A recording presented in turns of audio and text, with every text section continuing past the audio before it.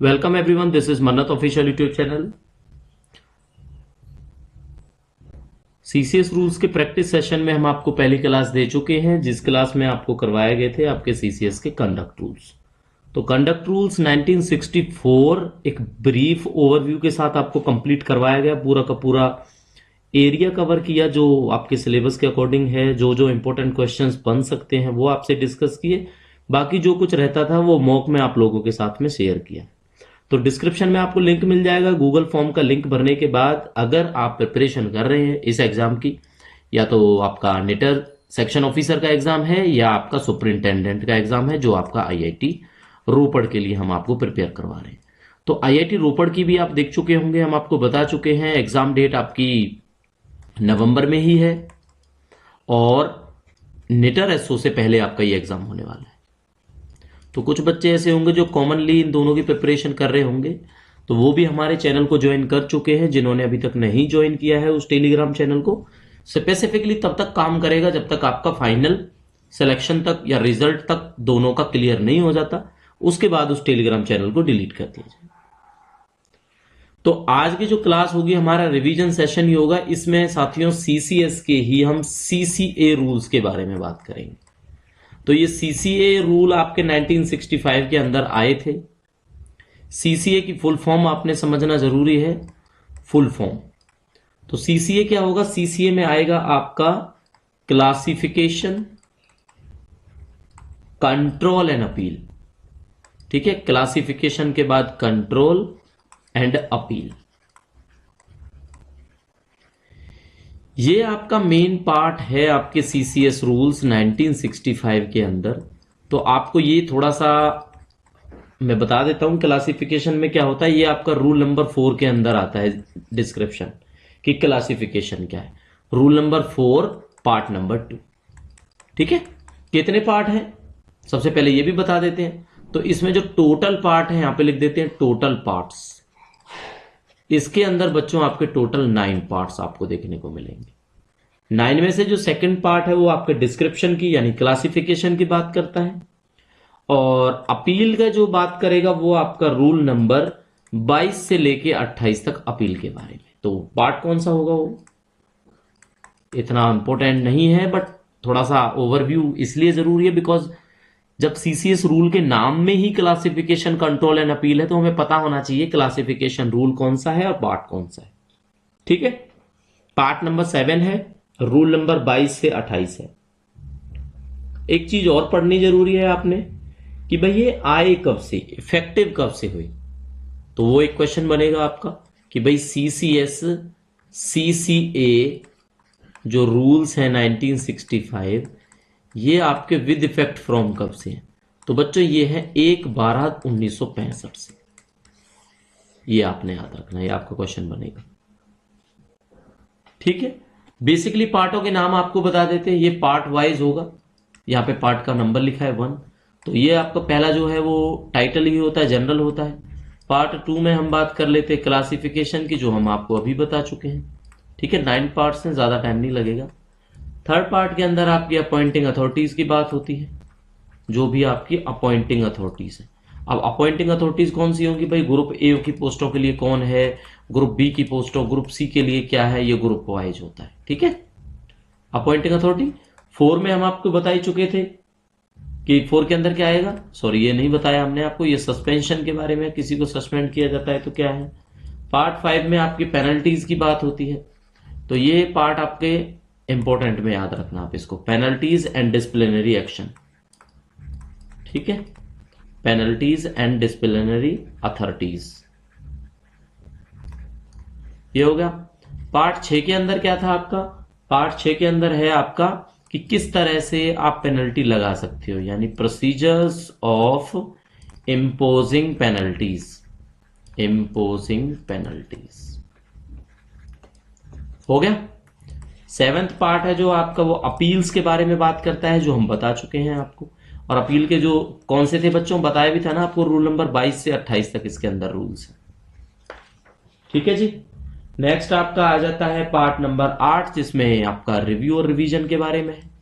इसमें आपका रिव्यू के बारे में, और जो पार्ट नंबर 9 रहता है आपका, ये मिसलेनियस है।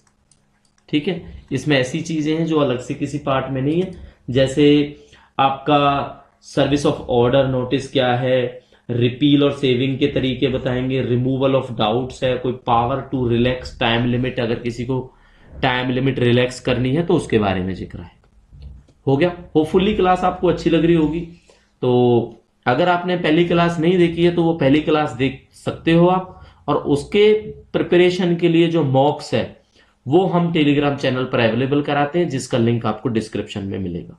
और खासकर याद रखना, वीडियो तो आपके लिए अवेलेबल रहेगी, लेकिन एक टाइम के बाद वो जो टेलीग्राम ग्रुप है, एग्जाम कंडक्ट होने के बाद जब आपका फाइनल सिलेक्शन हो जाएगा, जिन बच्चों के फाइनल सिलेक्शन होंगे, कहने का मतलब है फाइनल रिजल्ट के बाद हम उस टेलीग्राम चैनल को डिलीट कर देंगे। तो ऐसा ना हो कभी कि फाइनल रिजल्ट सपोज करो जून 25 में क्लियर हो जाए आपका, या मई 25 तक हो जाए, उसके बाद कोई सर्च करे उस टेलीग्राम चैनल के बारे में तो आपको नहीं मिलेगा। ठीक है, तो ये बात आपने याद रखनी है। थोड़ा सा डिस्टर्बेंस रहेगा फेस्टिव सीजन की वजह से, जो आपको इग्नोर करना पड़ेगा, बिकॉज इसी वजह से कल भी आपकी क्लास नहीं हुई है। तो आज थोड़ी पॉसिबिलिटी थी, जिस पॉसिबिलिटी की वजह से हम क्लास को आगे कंटिन्यू करा रहे हैं। ठीक है, तो अगर केम इनटू फोर्स की बात आएगी, ये क्वेश्चन हमने आपको कराया कि भाई आपके सीसीए जो 1965 है वो कब केम इनटू फोर्स हुए, तो ये हम आपको बता चुके। ठीक है, कब हुए केम इनटू फोर्स? आंसर था आपका 1 दिसंबर 1965। ये आपने ठीक कर देना। क्लियर हो गया? इसमें जो मेन बात है आपने याद रखनी है, वो क्या याद रखनी है? वो आपने याद रखनी है कि भाई इसका जो एक तरह से बात करेंगे हम, कमीशन, अगर कोई वर्ड यूज होगा, अगर इसके अंदर कमीशन वर्ड यूज होगा कहीं पे इस रूल के अंदर, तो उस कमीशन का मतलब यूपीएससी है, आपने याद रखना, यानी यूनियन पब्लिक सर्विस कमीशन। ठीक है, ये फुल फॉर्म आप सबको पता होगी, यूनियन पब्लिक सर्विस कमीशन। ठीक है, चलो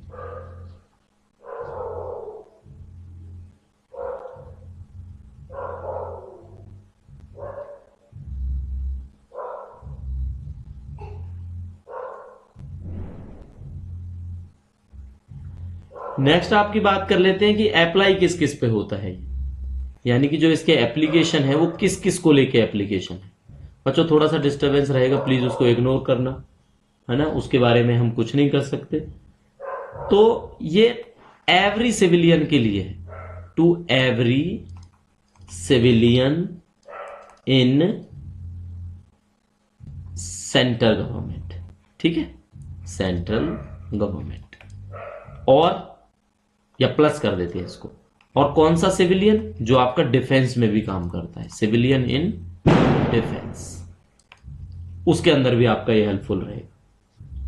मतलब दो लोगों पे एप्लीकेबल होता है सिविलियंस पे, लेकिन आपको पता है सिविलियन भी, डिफेंस में भी सिविलियन होते हैं, और जो होंगे ना सिविलियन डिफेंस के जो आर्मी मैन होंगे उन पे ये एप्लीकेबल नहीं होते ये रूल्स। ये बात आपने याद रखनी है। किस किस पे नहीं होते?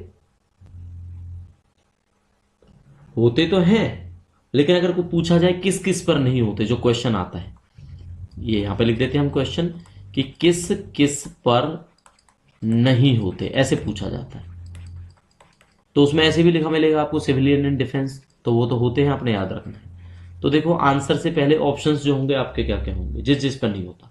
ठीक है, रेलवे सर्वेंट कोई भी हो आपका, कैसी भी पोस्ट हो, रेलवे सर्वेंट वो नहीं आएगा इसके अंदर। ऑल इंडिया सर्विस वाला कोई बंदा होगा वो नहीं आएगा इसके अंदर, ऑल इंडिया सर्विस का मेंबर कोई होगा तो अगर, ठीक है, मेंबर्स। एक बच्चों आपका कैजुअल एम्प्लॉयमेंट वाला कोई मेंबर है, बंदा है, पर्सन है, एम्प्लॉयमेंट, वो इसके अंदर नहीं आएगा। एक आपका एक तरह से कोई भी आदमी 1 मंथ नोटिस से कम समय में अगर अपनी सर्विस छोड़ना चाहता है, डिस्चार्ज करना चाहता है सर्विस, तो उस पर भी भाई लागू नहीं होंगे। उस पर कोई क्या पेनल्टी लगाएगा, है ना, क्या क्लासिफिकेशन, मतलब एक तरह से क्या आप इम्पोजिंग पेनल्टीज का प्रोसीजर उस पर चलाएंगे, तो उस पर ये एप्लीकेबल नहीं होते, आपने ये बात याद रखनी है। होपफुली आपको बात समझ में आ गई होगी कि क्या बात करनी है हमने। ओके,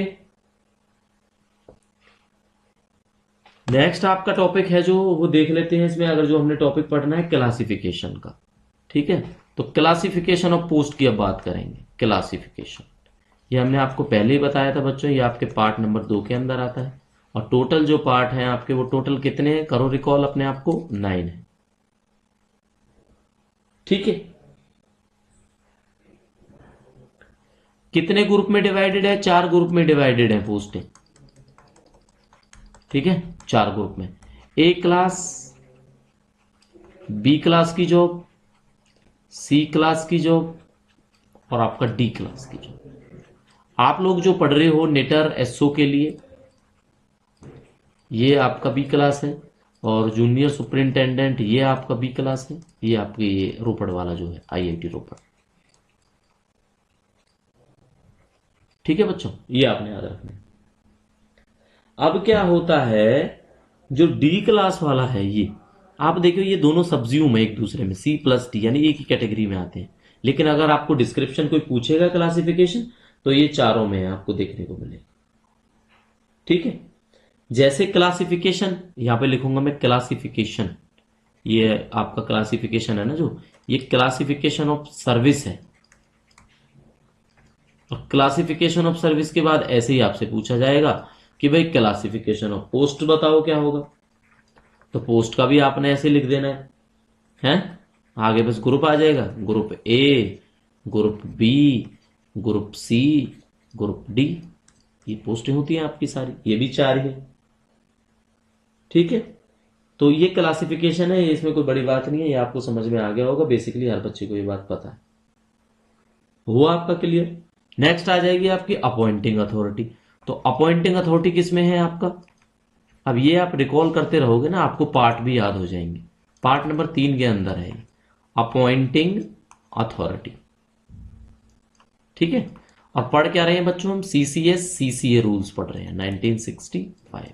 ये जरूर याद रखना, कभी आप देख के कहो सीसीएस रूल, सीसीएस रूल तो बहुत सारे होते हैं, पढ़ क्या रहे हैं हम वो। तो देखो यहां पे हम लिखेंगे ग्रुप ए। तो ग्रुप ए की जो अपॉइंटिंग अथॉरिटी है ना बच्चों, वो प्रेसिडेंट होता है। ये आपने याद रखना है। क्लियर हुई आपको ये बात? प्रेसिडेंट क्या होगा, होगा। या फिर ऐसा हो सकता है कि प्रेसिडेंट किसी स्पेशल ऑर्डर के तहत किसी अथॉरिटी को वो पावर दे दे कि भाई आप अपॉइंटमेंट बनाओ। जैसे यूपीएससी की होती है, आईएएस आईपीएस, ये वाली, इसकी अपॉइंटिंग अथॉरिटी कौन बन जाता है, चेयरमैन बन जाते हैं। किसके चेयरमैन बन जाते हैं, यूपीएससी के चेयरमैन बन जाते हैं। तो वो एक अलग मैटर है। वैसे जो अथॉरिटी वेस्ट करती है वो प्रेसिडेंट के अंदर होती है, ये वाली चीजें। ठीक है, क्लियर हो गया होगा आपको?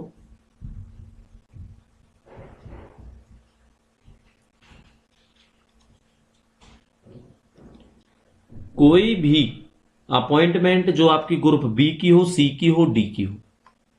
अब जो आपका ग्रुप बी है, सी है या डी है, ये 3 टाइप की पोस्ट है। इनका जो भी है आपकी अथॉरिटी स्पेसिफाइड होगी उसमें, या कोई स्पेशल ऑर्डर बना होगा प्रेसिडेंट की तरफ से कि किस अथॉरिटी को बनाया गया है जो आपकी अपॉइंटिंग अथॉरिटी है। बाकी एक ही आपसे पूछा जाए तो प्रेसिडेंट होता है। वैसे चाहे तो ऑर्डर के तहत भी वो किसी को बना सकते हैं, बट बी सी डी में आपका जो मिलेगा वो प्रेसिडेंट नहीं मिलेगा। कोई स्पेशल ऑर्डर के तहत जिसको अपॉइंटिंग अथॉरिटी बनाया जाएगा वो आपकी अपॉइंटिंग अथॉरिटी होगा। क्लियर? अब सस्पेंशन की अगर बात करी जाए तो वो आपका पार्ट 4 है। पार्ट 4 किसकी बात करता है, सस्पेंशन की बात करता है। ठीक है जी, सस्पेंशन का क्लियर होगा। अब सस्पेंशन किस केस में हो सकता है, या तो कोई उस पर डिसिप्लिनरी एक्शन चल रहा हो, या कोई क्रिमिनल ऑफेंस हो, या कुछ ऐसा हो जो उसने सिक्योरिटी ऑफ द स्टेट को ब्रीच करा हो। सस्पेंशन कब हो सकती है, 3 तरीके से हो सकती है।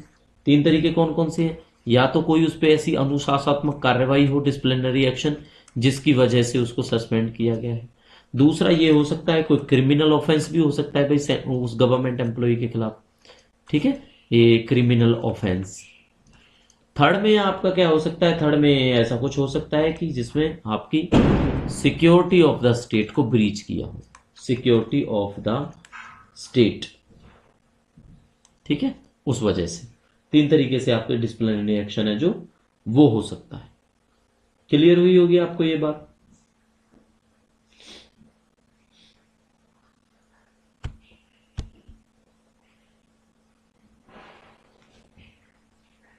अब ये है तरीके क्या क्या है। तरीके मतलब कि किस किस तरीके से गवर्नमेंट सर्वेंट को जो है उसमें डाला जा सकता है, यानी मेथड्स ऑफ सस्पेंशन। मेथड्स क्या होते हैं? एक तो इमीडिएट इफेक्ट होता है, इफेक्टिव फ्रॉम इमीडिएट ऑर्डर, जो भी आपके हैं इमीडिएट इफेक्ट से हो जाएगा, ठीक है। एक कोई भी होगा with effect from date of detention. Date of detention, detention क्या है कि उसको कस्टडी में डालना है, कब से? जब से कस्टडी में डालना है तब से उसको सस्पेंशन में माना जाएगा। क्लियर हो गया बात? एक होगी जो नेक्स्ट है आपकी date of conviction. Date of his conviction paper में आपसे पूछा जाता है ना, तो ये 3 ही तरीके आएंगे, या तो इमीडिएट इफेक्ट से होगा, या with effect from date of detention, या with effect from date of conviction. Date of conviction क्या है कि भाई अगर कन्विक्शन किसी भी ऑफेंस को उसने कबूल करा है, ठीक है, तब की बात है।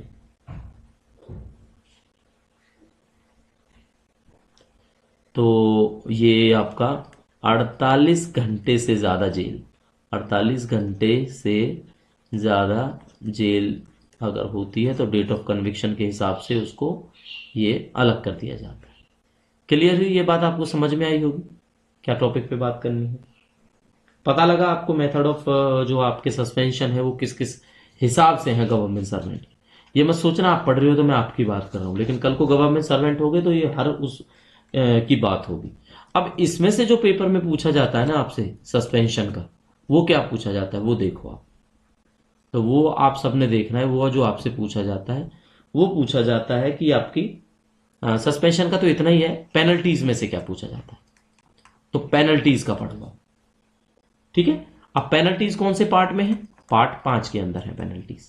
मैंने आपको पहले ये स्टार मार्क करके बताई थी कि याद रखना पूछी जाती है। इसमें से हमेशा पूछा जाता है माइनर पेनल्टी कौन सी है, रट लेना ये क्वेश्चन, ठीक है। माइनर पेनल्टी देखो, सेंशर हो गया।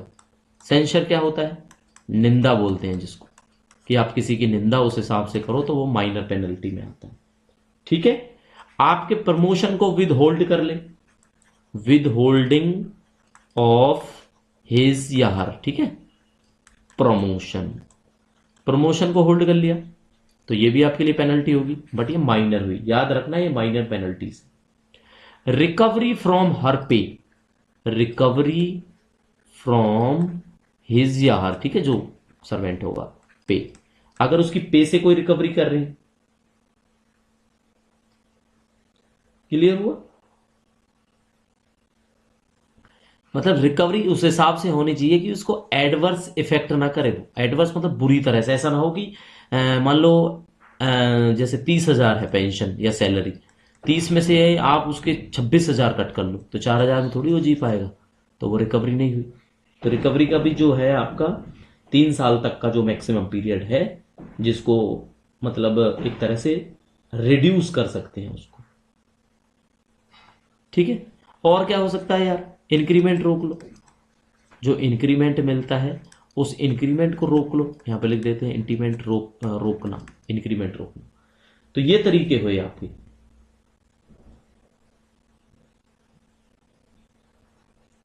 Recovery from his pay, with holding of his promotion, sensor, या आपका with holding of increment of पे, ये आपका माइनर पेनल्टीज के अंदर आता है। क्लियर हुआ? अब पढ़ेंगे हम कौन सी पेनल्टी? Major penalty. तो मेजर यहां पे लिख देते हैं मेजर पेनल्टीज। देखो जी मेजर पेनल्टीज में क्या आता है। मेजर पेनल्टीज में जो आएंगी आपकी चीजें वो रहेंगी बच्चों, एक तरह से आपका ये अगर पूछा जाता है पेपर में, ऑप्शन यही होंगे। कंपलसरी रिटायरमेंट, क्या होगा? कंपलसरी रिटायरमेंट, ये मिला आपको एक। एक जो सेकंड मिलेगा आपको डिसमिसल मिलेगा, ठीक है, डिसमिसल फ्रॉम सर्विस। एक जो होगा आपका वो होगा रिमूवल फ्रॉम सर्विस। अब ये रिमूवल और डिसमिसल में ना अंतर है दोनों में, ठीक है, ये आप याद रखें। अब जो रिमूवल ऑफ सर्विस है वो फ्यूचर एम्प्लॉयमेंट के वजह से नहीं होता, रिमूवल फ्रॉम सर्विस ये, यानी यहां पे नोट करो कि फ्यूचर में जॉब कर सकता है वो भाई, जॉब कर सकता है। और जो ये डिसमिसल है ये क्या होता है, ये आपका यही होता है कि भाई आप फ्यूचर में जॉब नहीं कर सकते, वो आपका डिसमिसल होता है, ठीक है। मेजर पेनल्टीज में आपने देख लिया, कंपलसरी रिटायरमेंट आता है आपका, डिसमिसल फ्रॉम सर्विस आता है, रिमूवल फ्रॉम द सर्विस आता है, ठीक है, ये बात आपको पता लगी। अच्छा, कुछ ऐसी चीजें हैं जो शायद आपको लगेगा कि पेनल्टी हैं, बट वे पेनल्टी में काउंट नहीं होती, ठीक है। यानी हम कैसे लिखेंगे, not amounted to a penalty, ठीक है। आपको लगेगा कि पेनल्टी हो सकती है वो, बट होंगी नहीं। तो कौन कौन सी ऐसी चीजें हैं, तो इसमें पहला आएगा आपका विद होल्डिंग ऑफ इंक्रीमेंट। अब आपको लगेगा अभी तो सर ने बताया कि विद होल्डिंग ऑफ इंक्रीमेंट आपका एक पेनल्टी में आता है, कौन सी में, मेजर पेनल्टी में आता है, या माइनर में बताया था आपको, माइनर में बताया था।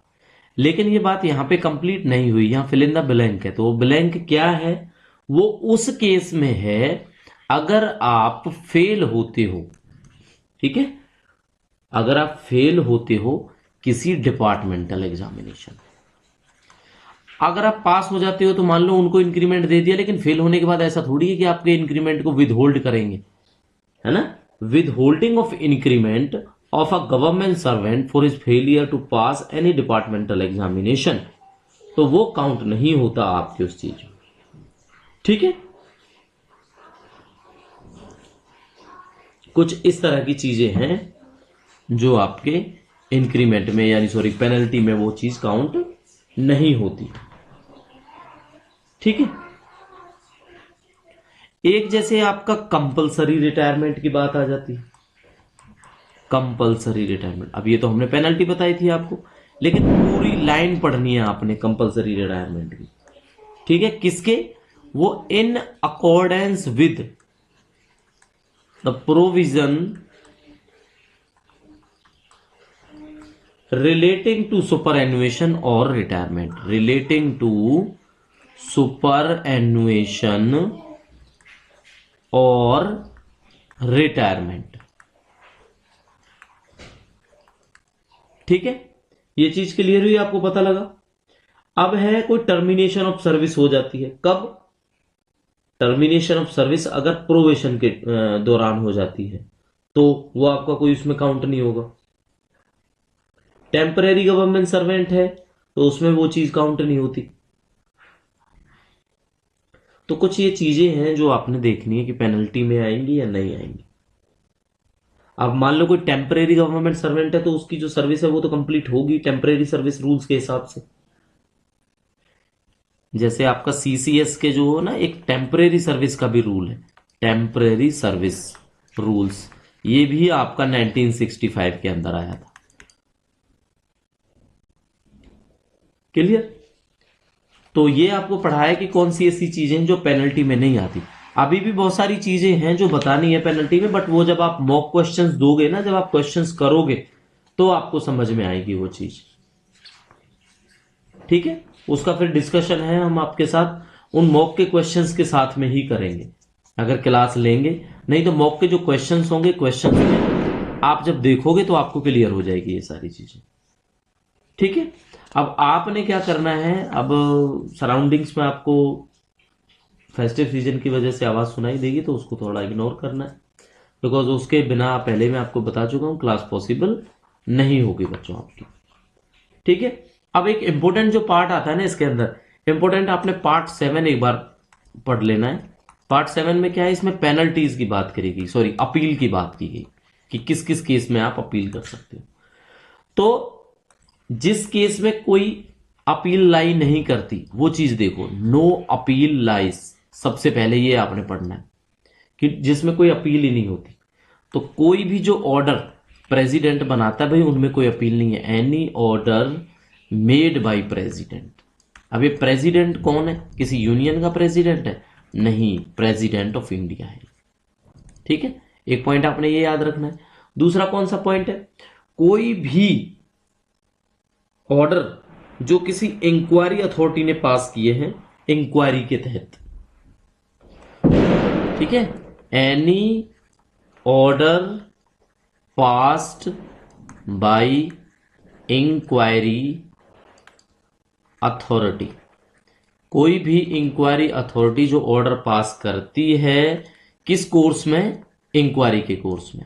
इन course of an inquiry, of an inquiry, ठीक है, ऑफ एन इंक्वायरी। अब इस सेकंड क्वेश्चन के अंदर ये क्वेश्चन बताएंगे आपको कि any order passed by inquiry authority in course of an inquiry, वो किस रूल में लाई करती है। अगर कोई ऐसी इंक्वायरी है तो रूल नंबर 14 के अंदर आएगा। ठीक है, ये क्वेश्चन आपने याद रखना है। मतलब कोई भी ऑर्डर जो इंक्वायरी अथॉरिटी पास करती है इन एनी इंक्वायरी, इंक्वायरी कौन से रूल के तहत होगी? रूल नंबर 14 के हिसाब से। ठीक है, रूल नंबर 14। तो ये चीज आपको पता होनी चाहिए कि रूल नंबर 14 हमारा था क्या। क्या था वैसे रूल नंबर 14? जो प्रोसीजर है आपका पेनल्टीज लगाने का, उसमें कोई अपील नहीं है। रूल नंबर जो 14 है वो आपको प्रोसीजर्स बताता है कि किस हिसाब से आपने पेनल्टी को लगाना है। ये बात क्लियर हुई।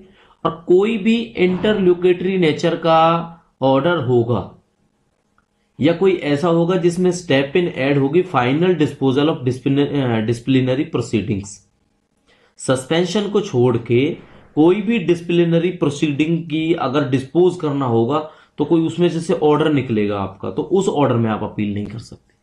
मतलब कोई भी डिसिप्लिनरी एक्शन है जैसे, ठीक है, डिसिप्लिनरी प्रोसीडिंग्स हैं, उसके एवज में जो फाइनल डिसीजन होगा तो एक ऑर्डर निकलेगा और इस ऑर्डर पे अपील आप नहीं कर सकते जब बात आएगी डिसिप्लिनरी प्रोसीडिंग। ठीक है, तो ये बात आपने याद रखनी है। अच्छा, कौन से ऐसे ऑर्डर है जिसपे आप अपील कर सकते हो? क्योंकि टॉपिक तो अपील का है, अपील्स का है, तो अपील किस किस पे कर सकते हो आप? अपील कर सकते हैं कोई भी ऑर्डर है जो सस्पेंशन का है आपका। ठीक है, सस्पेंशन किस में आता है आपका? ये रूल नंबर 10 के अंदर। इस पे आप अपील कर सकते हो। और किस पे अपील कर सकते हो? कोई भी आपको ऑर्डर जो कोई पेनल्टी लगाता है अंडर रूल नंबर 11 के हिसाब से। ठीक है, अंडर रूल नंबर 11 ऐसी कोई पेनल्टी है तो उस पे आप अपील कर सकते हो। क्लियर?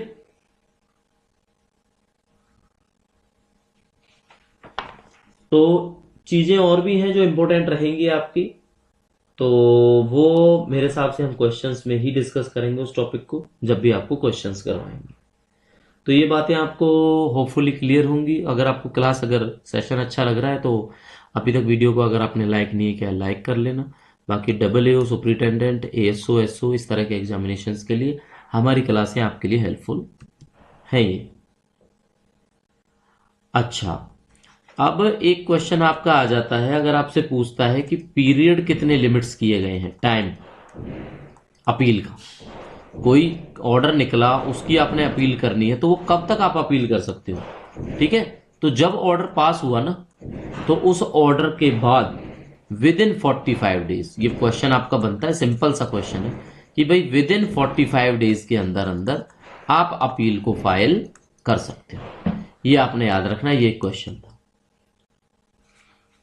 अच्छा, और क्या इंपॉर्टेंट रहता है आपके CCA रूल के हिसाब से? CCA की फुल फॉर्म हमने बताई थी, classification, control and appeal. Okay, ये बात आपने पहले ही समझ के रखनी है, हमने आपको बता चुके हैं ये बातें। तो अब एक क्वेश्चन में कोई आपसे पूछता है review under CCS CCA rules 1965। तो बच्चों इसका आंसर होगा आपका, क्या होगा इसका आंसर? इसका होगा आंसर रूल नंबर 29A। क्या होगा? Rule 29A। ठीक है, तो ये बात आपको क्लियर हो जानी चाहिए। अगर इसमें रूल वाइज देखो, देखो एक दो रूल इसमें ओमिट हुए हैं, जैसे बीच में से हट गया है, तो ओमिटेड रूल कौन कौन से हैं जो इसमें से हटे? अगर आप देखोगे लाइक एन एग्जांपल, तो ओमिटेड है आपका जैसे रूल नंबर 32, पहले जो भी था वो आज की डेट में नहीं।